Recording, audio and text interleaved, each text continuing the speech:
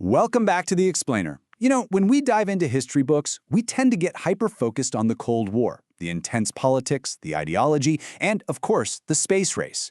But we very rarely stop to talk about the sheer, mind-boggling scale of the sandbox the Soviet Union was actually playing in. So today, we're taking the politics and just setting them completely aside.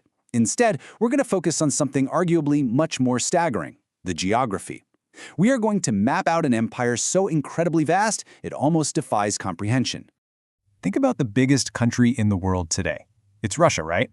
I mean, at over 17 million square kilometers, it completely dominates the modern map. But what if I told you that modern Russia is actually just a smaller, shrunken version of a historical ghost? If we're to travel back in time just a few decades to the era of the Soviet Union, the map looked entirely different. The borders expanded way outward, swallowing up modern-day Ukraine, Kazakhstan, and literally a dozen other countries. The USSR didn't just look big on a map, it was structurally absurd. It was so massive that it simply defied normal geographic logic. To set our baseline here, let's just look at the raw data. Before it dissolved in 1991, the USSR spanned a staggering 22.4 million square kilometers. For those of you using imperial units, that is roughly 8.6 million square miles. We are talking about a single, contiguous country that covered a full 1/6 of the entire land surface of our planet. But actually, scratch that. Bare numbers on a screen don't always do justice to reality. To truly grasp how colossal this territory was, we've got to break it down and stack it up against things we can actually conceptualize. Take this number right here, for example, 11. If you wanted to take a train ride from the USSR's western border near Poland all the way to its absolute eastern edge, right across the water from Alaska, you would pass through 11 different time zones. Just sit with that for a second. That's one single nation, stretching so far across the globe that the sun was rising and setting at drastically different times within the exact same borders. To put a human face to that kind of abstract number, imagine two families living in the same country. When a family living in the western city of Kaliningrad was just waking up, stretching, and sitting down for breakfast on a Tuesday morning, another family living way out east on the Kamchatka Peninsula was already standing at their bathroom sink, brushing their teeth, and getting ready for bed. They were living their daily lives on entirely opposite schedules, yet they saluted the exact same flag and lived inside the same national border. All right, let's dive into Section 1, the Superpower Showdown.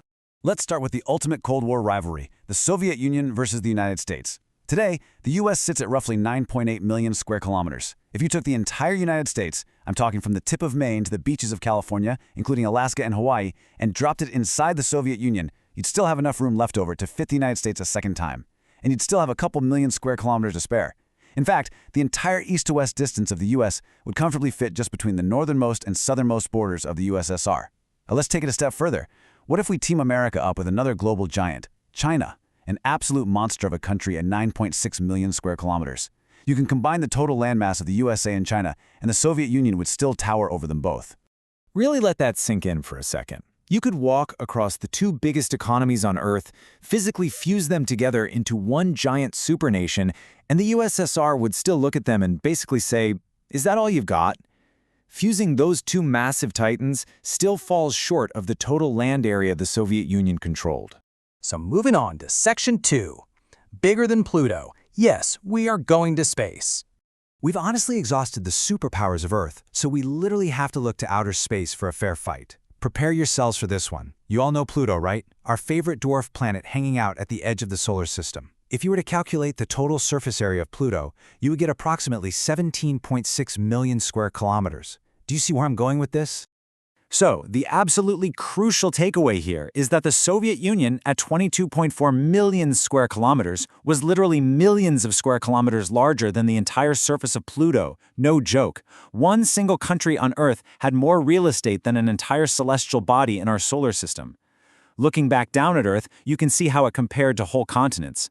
Europe, if we exclude the Russian part, is roughly 10 million square kilometers, so the Soviet Union was more than double the size of the entire European continent. The only continent that could comfortably make the Soviet Union look even somewhat small is Africa, sitting at roughly 30 million square kilometers. But even then, the USSR was about 3/4 the size of the entire African continent. To match the footprint of the Soviet Union, you couldn't just use countries, you had to use continents. If you tried to pack all of Europe, Canada, and India into one single border, you're only just starting to approach Soviet dimensions. As our source material beautifully puts it, this was practically a continent masquerading as a country. Which brings us to 1991 and Section 3, the Geographic leftovers. So what exactly happened when this geographic titan finally shattered? Well, the USSR split into independent pieces. When you look at the distribution, Russia obviously took the lion's share, holding on to about 76% of the historical landmass. But think about the math here for a second. Even after losing an entire quarter of its territory overnight, Russia instantly became, and to this day remains, the single largest country on Earth by a massive margin. But look at the other fragments.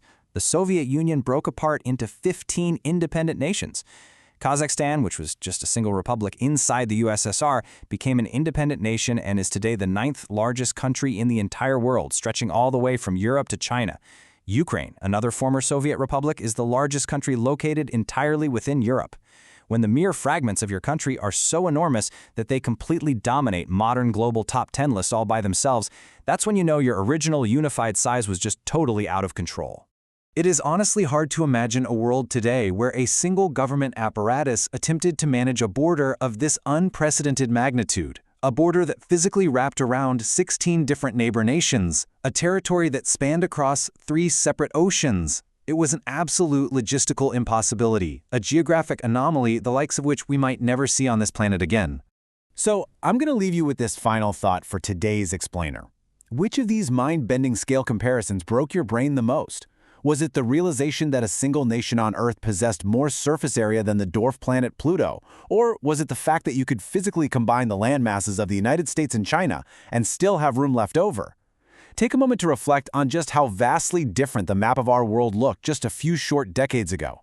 Because geography shapes history, and understanding this incredible scale is absolutely key to understanding the modern world. Thank you so much for joining me, and I'll catch you in our next explainer.